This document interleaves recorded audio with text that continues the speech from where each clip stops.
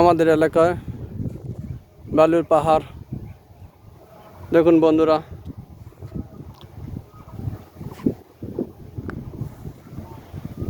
স্তূপ করে রেখেছে বালুর পাহাড়।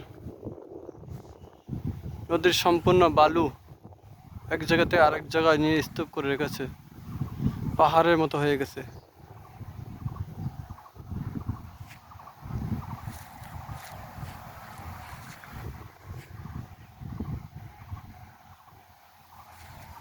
পাশে নদী, এই যে নদী, এই নদীর বালু সম্পূর্ণ মেশিন দিয়ে তুলে, ডিজার মেশিন দিয়ে তুলে এখানে স্তূপ করে রেখেছে।